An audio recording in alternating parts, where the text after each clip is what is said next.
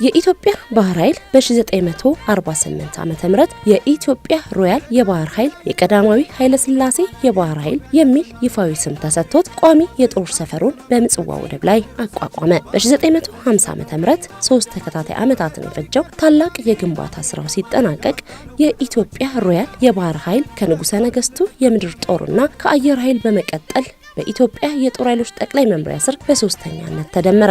የኢትዮጵያ ሮያል የባህር ኃይል ታሪክ እንደሚያስረዳው ሲቋቋም ጀምሮ ዋና ግዳጁ የነበረው በቀይ ባህር ጠረፎች ላይ ቁጥጥርና አሰሳ የማድረግ ቋሚ የቅኝት ግዳጅ ሲሆን ዋና ማዘዣውን አዲስ አበባና ምጽዋ ላይ በማድረግ ተመስርቷል።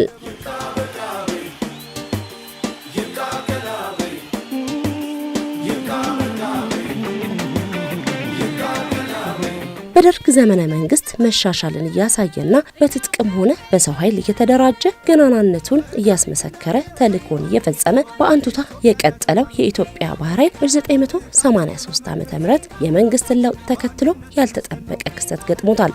በወቅቱ የነበረው መንግስት የባህር በር እንዳይኖረን ቅድሚያ ከሰራቸው ታሪካዊ ስህተቶች አንዱ የባህር ኃይልን ማፍረስ እንደነበር ዛሬ ላይ ያለውን እውነታ በማሳየት መግለጽ ይቻላል። በር ከበርም በላይ የዚች ሀገር ሀብት ነው፣ ታሪክ ነው፣ አባቶች ያኖሩት ነው። ኦኬ ይሄንን ባህር ማጣት ማለት አንደኛ እንድናጣው የተሰራው ሴራ እጅግ ከባድ። በኢህአዴግ ዘመን እንዲፈርስ የተደረገው የኢትዮጵያ ባህር ኃይል ወደብ አልባ ለሆነች ሀገር ባህር ኃይል አያስፈልጋትም የሚል እንድምታ ያለው ባህር ኃይሉን በማፍረስ ወደብ አልባ ለመሆን ቀድሞ የተሰራ ሴራ ስለመሆኑ አመላካች የራስን ብሔራዊ ጥቅም አሳልፎ የሰጠ ጥቁር የታሪክ ጠባሳ በካህዲያን ተፈጽሟል። ይህንኑ ትርጉም የለሽ ተግባር ለመቀየር የተወጠነ ይልቁንም ለኢትዮጵያ የባህር በር የይገባኛል ጥያቄ መሰረት የሚጥል እንደገና ባህር ኃይልን የመመስረት ስራ ከለውጥ ወዲህ በ2011 ዓ.ም ተግባራዊ ሆኗል። የኢትዮጵያን ብሔራዊ ጥቅምና የንግድ መርከቦቿን ደህንነት አስተማማኝ በሆነ መንገድ ማስጠበቅ የሚያስችል በአዋጅ ቁጥር 1100/2011 መሰረት የኢትዮጵያ ባህር ኃይል የመከላከያ ኃይሎች አካል ሆኖ ተቋቁሞ ወደ ስራ ገብቷል።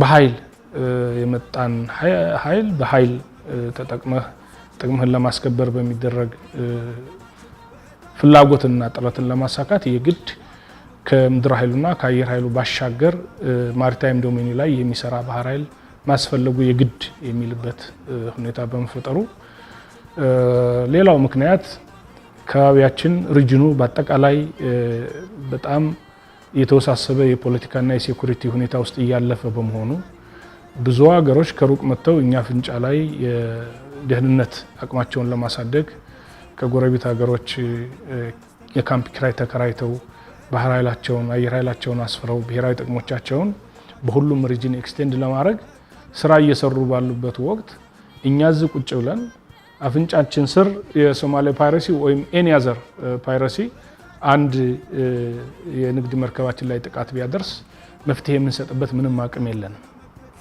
ያለን ምርጫ ሁለት ነው። አንደኛ ለነዚህ ኃይሎች ራንሰም ከፍለን የሚጠይቁትን ገንዘብ ከፍለህ መርከብህና ሸቀጥህን ማስለቀቅ ኦር ሌሎች ወዳጅ የምትላቸውን ሀገሮች ለምነህ ያንተን ውጊያ እነሱ እንዲዋጉልህ ማድረግ ነው which is less likely ሊሆን አይችልም። ማንም የማን ውጊያ ሊዋጋ አይችልም በዘመን። ስለዚህ ከብዙ አንግል ታይቶ የኢትዮጵያ ባህር ኃይል መቋቋሙም መመስረቱም ምክንያታዊና ህጋዊ መሰረቶቹ ወይም የደህንነት ምክንያቶቹን ግምት አስገብተን ስናየው ጊዜ የሚሰጠው ተቋም አልነበረም።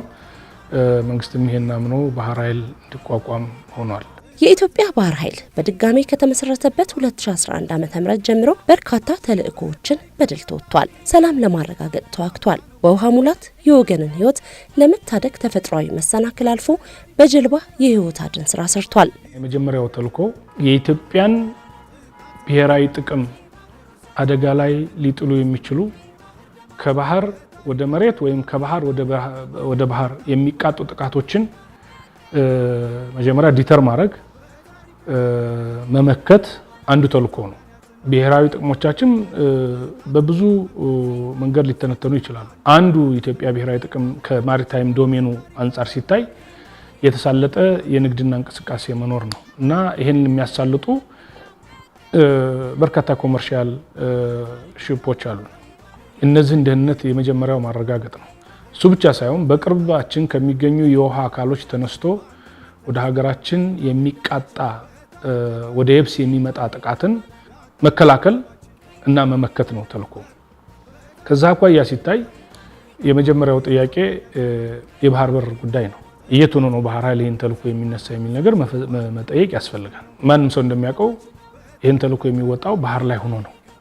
አሁን ላይ ያለውን የባህር ኃይል ሙያተኞች አቅም ለማሳደግ እንደ ተቋም አስፈላጊ የስልጠናና መሰረታዊ አገልግሎቶችን የማሟላት ስራ በሰፊው እየተከናወነ ይገኛል። ከነኚህ ውስጥ ደግሞ በስልጠና ራስን ማብቃት አንዱ ነውና ተቋሙ በሀገር ውስጥም በውጭም ለባህርተኞች፣ ለአመራሮችና ለስታፍ ሙያተኞች አስፈላጊውን ስልጠና መስጠቱን ቀጥሏል። ኢትዮጵያ ትልቅ ሀገር ናት። ታላቅነቷን አስጠብቃ ለመቀጠል በሚመጥናት አህጉራዊና ዓለም አቀፋዊ መድረኮች በተለያዩ መስኮች ዙሪያ ትሳተፋለች። በቅርቡም በደቡብ አፍሪካ በተካሄደው የብሪክስ አባል ሀገራት የባህር ላይ ልምምድ የኢትዮጵያ ባህር ኃይል ቡድን ተሳታፊ ሆኖ ተመልሷል።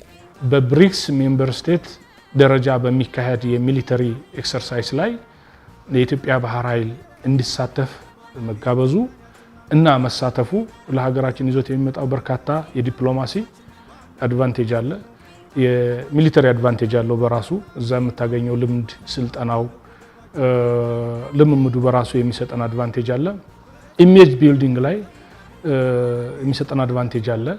ከሁሉም በላይ ኢትዮጵያ ክሌም እያደረገችው ያለችው የባህር በር ጥያቄ አላግባብ የተወሰደብንን የባህር በር ለማስመለስ በሚደረግ ፍትሃዊና ሰላማዊ ጥያቄ ውስጥ የኢትዮጵያ ጥያቄ ሌጂቲሜሲ እንዳለው ማሳያ ነው።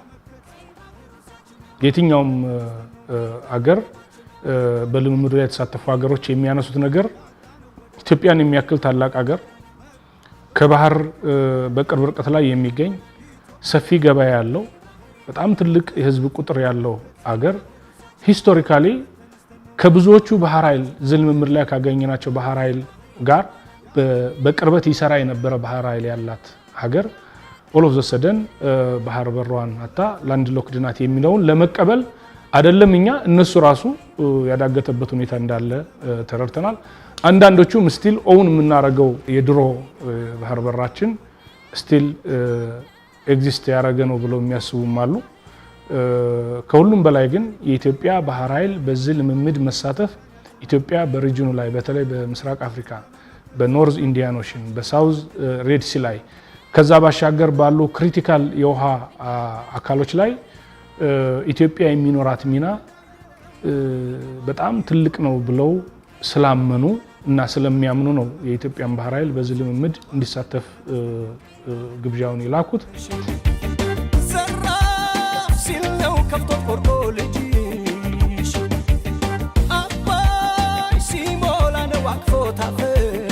በልምምዱ ላይ ተሳትፈን ለሀገራችን የሚጠቅም በዓለም አቀፍ ደረጃም የኢትዮጵያን የባህር በር ጥያቄ ወይም አስፈላጊነት በሚያንጸባርቅ መንገድ በከፍተኛ ክብር ተሳትፈን ልምምዱን አጠናቀን ተመልሰናል። በዚህም ጥሩ ተሳትፎና ጥሩ ልምድ ያገኘንበት ፕሮግራም ነው የነበረው።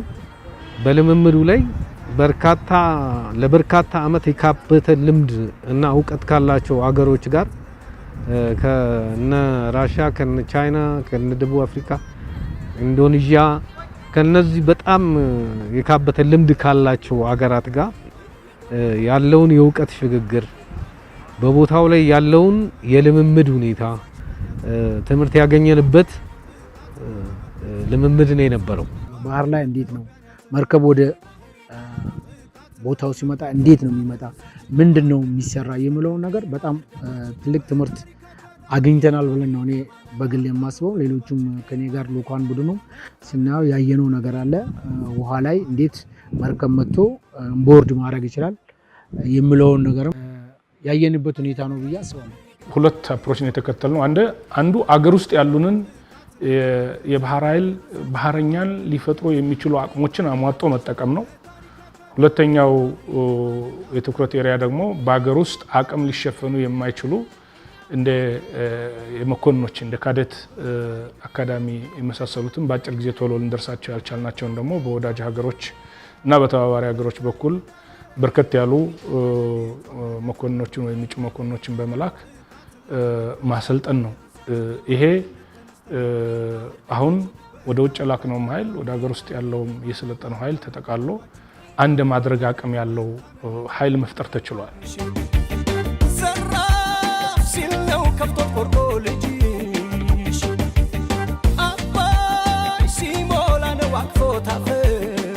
ኢትዮጵያ የብሪክስ አባል ሀገር መሆኗ ከፍተኛ የሆነ የንግድና ኢንቨስትመንት እድል ለማስፋት፣ የውጭ ምንዛሬ መዋዠቅን ለመቀነስ፣ ጂኦ ፖለቲካዊ ተጽዕኖን ለማስቀረት፣ የፋይናንስ ተቋማትን ለማሳደግ ጉልህ ሚና ያበረክታል።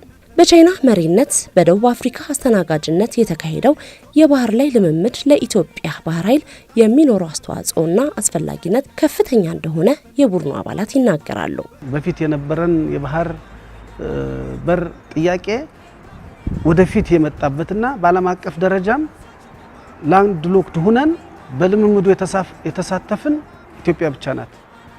ይሄ ማለት ወደፊት እኛ የምንጠይቀው ጥያቄ የምናቀርበው ሀሳብ ፍትሃዊና የህዝባችን ተጠቃሚነት የሚያረጋግጥ መሆኑን የሚያሳይ ነው።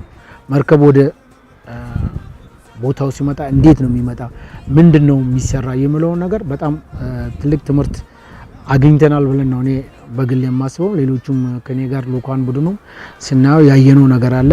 የኢትዮጵያ ባህር ኃይል አሁን ላይ ራሱን በሚገባ በሰው ኃይል፣ በመሰረተ ልማት፣ በስልጠና እያደራጀ ጠንካራና መሰረት ያለው ሆኖ የሚሰጠውን ተልእኮ መፈጸም በሚያስችል አግባብ ወደፊት መራመድ የቻለ ክፍል እየሆነ ይገኛል። የባህር ኃይልን ሙያዊ አቅም ለማሳደግ ከብሪክስ አባል ሀገራት ስልጠና ልኡካን ቡድኑ የወሰደው ተሞክሮስ ምን ይሆን? የኛ ባህር ኃይል ኬፕታውን ከገባ በኋላ ሳይመን ታውን ላይ በነበረው ልምምድ በበቂ ደረጃ ሀገሩን ሪፕሬዘንት አድርጓል። በበቂ ደረጃ በተመደበበት መርከብ ላይ የሀገሮቹ የተለያየ ሰው ይመደብ ስለነበር በዙር እዛ ላይ የሚታዩ በጎ ነገሮችና የሚታዩ ጥረቶችን ለማንሳት ችሏል። በቀረቡት ጉዳዮች ላይ ዲቴል ዲስከሽን ይደረግ ነበር በአዛዦች መካከል። የሁሉም ሀገሮች አዛዦች አንድ የራሳችን ፎረም ነበረን። እዛ ፎረም ላይ የሚታዩ ጥረቶችንና ጥንካሬዎችን በደንብ ዲስከስ አድርገናል። በእያንዳንዱ መርከብ ላይ ኦንቦርድ ያደርጉ ኦፊሰሮቻችን ደግሞ እዛው እያለ አንዱ ሀገር ከሌላው ሀገር ትምህርት የሚቀስምበት የቋንቋ፣ የዶክትሪን፣ የባህል፣ የስራ ባህል ልዩነቶቻችን እንደተጠበቁ ነው። እነዛን ልዩነቶች በእነዛ ልዩነቶች ውስጥ መስራት እንዴት ይቻላል የሚለውን በሚገባ ተምረን የመጣንበት ልምምድ ነው። ዘመኑን ተከትሎ ዘመናዊነትን በመላበስ በየብስ በዋናነት ደግሞ በውሃ ላይ የሚሰጠውን ማንኛውንም ተልእኮ ለመወጣትና በውሃ መሻገርና ግዳጅን መወጣት የሚችሉ ባህርተኞችን በስልጠና ለማብቃት ባህር ኃይል በጥሩ ወታደራዊ አቋም ላይ ስለመገኘቱም የክፍሉ አመራሮች ይገልጻሉ። ሀብቱን አግኝተው እንዴት እንደምትጠቀምበት ግራ ሊገባ አይገባም። አስቀድመ በፈጠርከው አቅም ነው መጠቀም የምትችለውና እሱን አቅም እየፈጠርነን ብዬ አስባለሁ። የኢትዮጵያ ሕዝብ ባህር ኃይል የምንለው አንዱ የዲፌንስ አቅማችን የሀገሪቱ አቅምና ሁኔታ በፈቀደ መጠን እና በልዩ ትኩረት እየተገነባ እየሄደ ነው። ወደፊት በሚኖሩ እድሎች እና እነዛን እድሎች ለመጠቀም የሚያስችል አቅም እየፈጠርን ነው ብሎ መናገር ይቻላል። አይ ቲንክ ይሄን ሊታወቅ ይገባል የሚል ነገር አለ። በምን አይነት መንገድ ወደ ተግባር ላይ ልምምድ ስትወጣም ምን መከናወን እንዳለበት እኛ ትልቅ ትምህርት ያገኘንበት ነው። በሰው ኃይል ግንባታ ላይ ትልቅ ትኩረት ሰጥተን እንድንሰራ መልካም ተሞክሮች የተገኙበት ነው። ወደ ባህር ስንገባና ኦፕሬሽናላይዝ ስንሆን መርከቦቻችን ለማያጋጥም ችግር ይሄን የሚሰራ ማሪታይም ኮማንዶ አለ። እሱ በመያዝ ድጋፍ የማድረግ የመስራት ሁኔታ ይኖረናል ማለት ነው። ስለዚህ ካሁኑ እንቅስቃሴዎችን የሚደግፈን አፕሊኬሽን ሶፍትዌር አለ። በሱ እየተከታተልን እንገኛለን።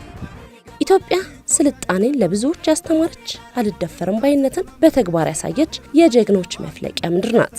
ለዘመናት ከባህር በር ርቃ ያልኖረችው ኢትዮጵያ ባልወደዷት ሊያፈርሷት በጣሩ ያለፉ መሪዎቿ አማካኝነት ለሶስት አስርት ዓመታት ወደብ አልባ ሆና ብትቆይም አሁን ሰላማዊ የዲፕሎማሲ መንገድን በመረጠ አካሄድ 130 ሚሊዮን ሕዝብን የወደብ ተጠቃሚ ለማድረግ መንግስት እየሰራ ይገኛል። የባህር ኃይል ምስረታና በሁሉም ዘርፍ ባህር ኃይሉን የማዘመን ስራ ከፍትሃዊው የወደብ ጥያቄ ጋር የሚቆራኝ በመሆኑ ተቋሙ ዘመናዊ የባህር ኃይል የመገንባት ጉዞውን አጠናክሮ እንደሚቀጥል እምነታችን ነው። ቸርነውን ላቺ ካልሆነ ህይወቴ ኢትዮጵያ